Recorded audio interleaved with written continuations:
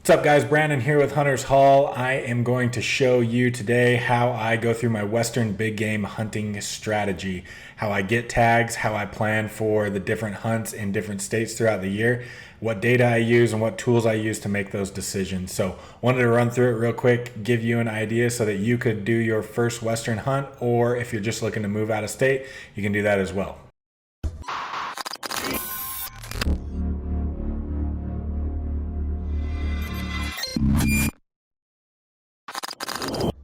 So Hunters Hall is a subscription box service where we send hunting gear directly to your door each month.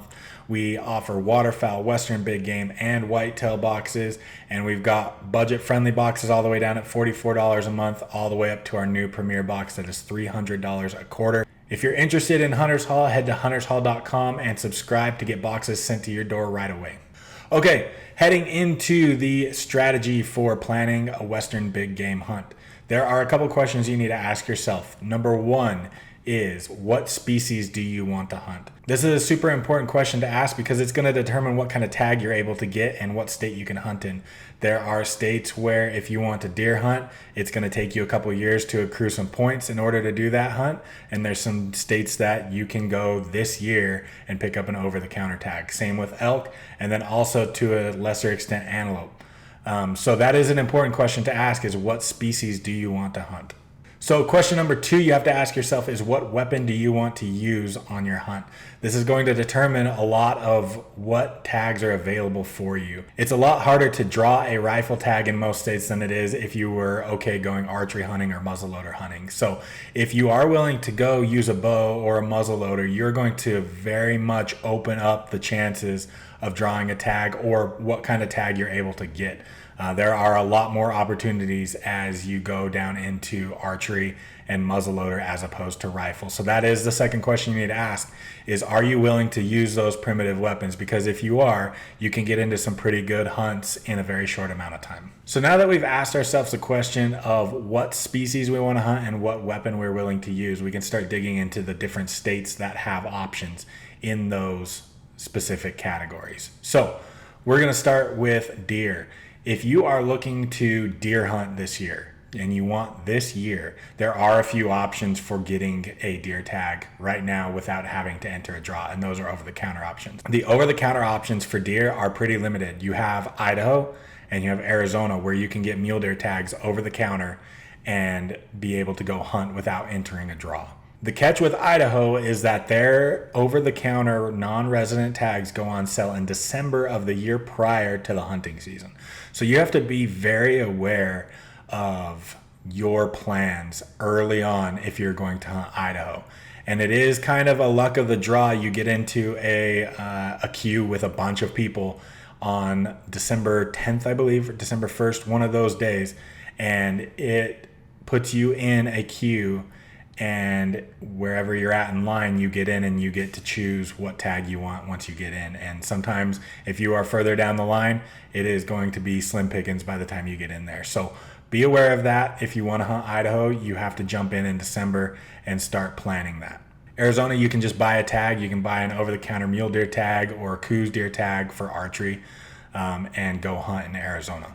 So now moving to elk, there are a few options for over-the-counter. You can come to Utah, here where I am, and there are some over-the-counter elk options. There's a spike-only hunt, and that is for the limited entry elk units. You can actually buy an over-the-counter tag and go hunt spikes in those units while the limited entry tag is going on. And then there is an any bull tag, and those are the units that are not a limited entry that you can go in and shoot any bull. They are very difficult hunts. The any bull hunt is a very difficult hunt because there is a reason it's not a limited entry tag, and it's because the elk population is less there, and it is a difficult tag to harvest something in. So be aware of that, but there are options. If you just want to elk hunt, Utah is an option for you to come in and do that. Number two on that list is Idaho. Idaho is the same for mule deer and elk, where you have to buy those tags in December when they go on sale, and you need to be getting in that line and purchasing that tag.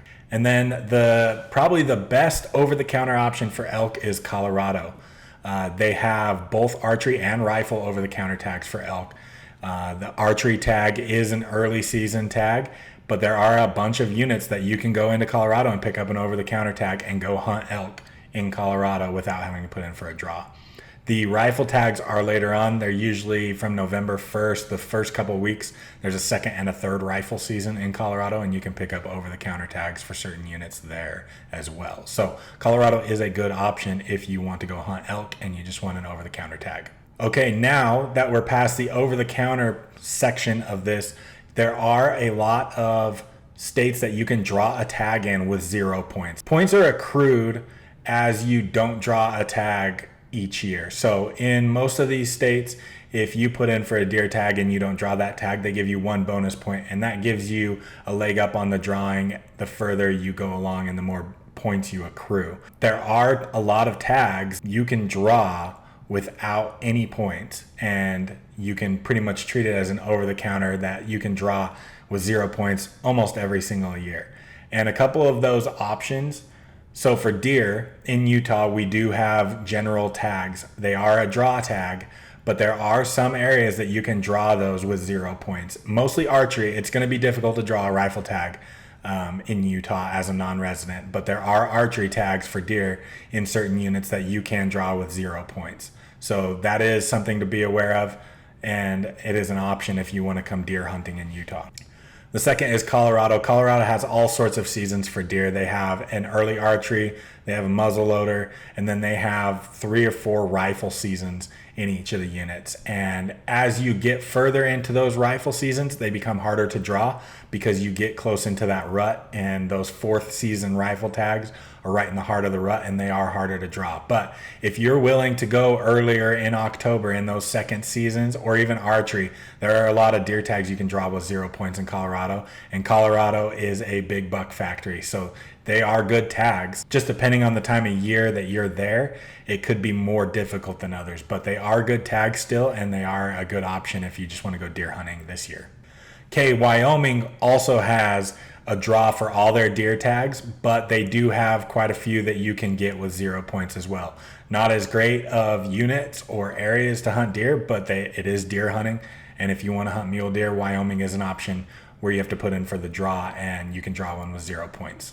And then Montana is not necessarily you can draw with 0 points all the time, but if you have 0 points going into Montana, you do have about a 50-50 chance of drawing that tag. So it is an option if you want to play that draw game. You can put in for Montana, and Montana is a general tag, so they have a cluster of units throughout the state that are in this general tag for both deer and elk, and you draw that general tag and you can hunt any of those units. So Montana could be an option if you have 0 points, if you want to try and get lucky. Okay, then elk, there are a few options as well, and they're kind of these same states. So Colorado, there are some, while we have those over-the-counter tags, they also have some units that are draw units and some that you can draw with 0 points. So that's an option, and they may be a little better than the over-the-counter tags, and it may be just less people, not necessarily better elk hunting, but those are an option as well. And then Montana is also the same, that they have their elk general, and you can draw that with 0 points on some years if you get lucky. There's about a 70% chance this past year on whether you would draw that with 0 points. So Montana can be an option for elk hunting as well if you're looking to go here quickly. Okay, and then moving over to antelope, just really quick, Wyoming has a ton of antelope, and they're all over the state, and you can draw a lot of those eastern tags. The eastern side of Wyoming has a lot of tags that you can draw with 0 points, and the catch with those tags is that the public land is very, very little, so you're going to have to kind of skirt around private on those tags. But if you want to go antelope hunting, there is an option to do that with 0 points in Wyoming.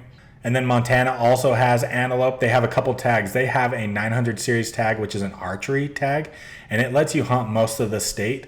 You used to be able to draw that with 0 points no matter what, and it's kind of gotten to where it's creeped up a little bit, and sometimes it takes 1 point to draw that tag now. So I'm not positive you can draw that with 0, but they do have rifle units as well, and some of those have decent odds with 0 points. You do have to put in for the draw, but they do have decent odds. All right, so real quick, I wanted to just show you the main tool that I use, and it is GoHunt.com. And it is a subscription service, but it is well worth the $150 a year if you are trying to plan a Western big game hunt.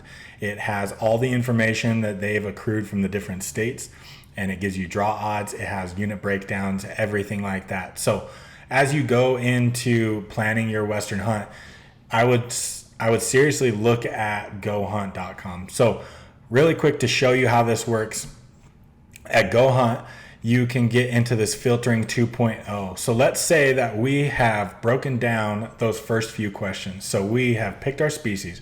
We want to mule deer hunt, and we are okay using a bow. So that gives us a couple different options. And then if we go into our different over-the-counter options, what we can do is we can say with Idaho, so we can say, I want to hunt Idaho mule deer, and I'm gonna buy an over-the-counter tag. So we come into filtering 2.0 on Go Hunt, and we go to Idaho and we select mule deer. So on this right side, we can say that we are a non-resident, and the season we're choosing is archery over the counter. So we want to hunt over the counter archery. Those are all the units that are available for over the counter archery tags. And there are caps on a lot of these units. Once they sell out, they're done. And that is why you need to be on the ball in December to get in there and try to get as high up in the line as you can. And it is randomly how they put you in the line. So there's nothing you can do. Just be on time for that, and you'll be able to try and get a tag. But as you come in, now you can start researching, and you say, I'm going to buy an over-the-counter tag, but I'm not sure what unit I want to buy. And we can say, well, I want to hunt a unit that has 170-inch potential, and see how it removes a good chunk of units. So now all that are highlighted say that there is a trophy potential of 170-inch mule deer. And then we can also go down and we can say harvest success. I want to only see units that have a harvest success of 20% or better. And now we're starting to get into units that maybe you want to look at. So say, for instance, down here in unit 56, so we have a Southern Idaho unit that has a 20% harvest success or better and 170-inch deer trophy potential. So we can start digging into these units, and they have a unit snapshot of every unit in the state, where they're going to say what the potential looks like, what the terrain looks like, how much public land, what the elevation is, the vegetation, the access, camping and lodging, temperature, and then a species breakdown. And then you can come down and see with archery over the counter, here's your dates, and gives a little bit of a synopsis of that hunt. You can see how many hunters they surveyed for that hunt each year. So 2020, 160 people. And then you can see the harvest success trend over here for the last 5 years. So it is invaluable information that is right at your fingertips. You can dig in. If you went to Idaho's Fish and Game website, you can find this information. It just takes a while, and you have to compile it all. Whereas Go Hunt has it all right here in one spot that you can go to. And so that is just one instance of using Go Hunt. This is what I use for all of my hunts, and how I decide what tags I'm going to apply for is I spend hours and hours on here digging through, adjusting things, saying, well, maybe I'm okay with 160-inch deer, and all of a sudden there's some more units, and maybe I'm okay with 15% harvest success, and there's more units. So you can dig and find exactly what unit you want to go in and buy a tag for or apply for. So let's say we buy an over-the-counter tag for Idaho, and then now that I've paid my tag fee and my hunting fee or my license fee in Idaho, which is a substantial amount for non-residents. It's close to $200 for a non-resident license, not the tag, license. And so that is a non-refundable amount. So if you've already paid for that, you might as well go put in for the draw after you've bought your tag, because if you buy this over-the-counter tag in Idaho and then you put in for the draw, and then later in June you draw a nice tag, and you can have the one tag, so you just turn your over-the-counter one back in, and now you get to keep the draw tag. So that's something I would look at in all of these states, is if you're going to put in and buy an over-the-counter tag, I would seriously look into applying for those units as well and start building points in them. I'll do a separate video on point building and how I do that in the spreadsheet and tools I use for that. But for this, I just wanted to go over real quick how I would plan a Western big game hunt if I was looking to come out this year and do that. And I hope it's helpful for you and that you are able to, if you're interested, come out and plan a Western big game hunt. Or if you're in the West and you're just looking to branch out into different states, this is a good tool to use for that. I hope this helps. If you're interested in picking up a box from Hunters Hall, head to huntershall.com. You can pick up a box to go with your tag to come out west. Start putting in awesome gear into your backpack. Our Premier box has a rangefinder this month. We are putting in some awesome stuff here in the next couple months into this new Premier box, stuff that you've never seen in a subscription box. So if you're interested, head to huntershall.com, pick up the Premier box. Or if you're just looking to get some new gear, you can sign up for a Pro, Advanced, Mega, any of the different types of boxes or a different species. Head to huntershall.com, pick up a box, and we'll ship it to you right away. So that is my strategy for planning a Western big game hunt. Hope it helped you, and I'll talk to you next time.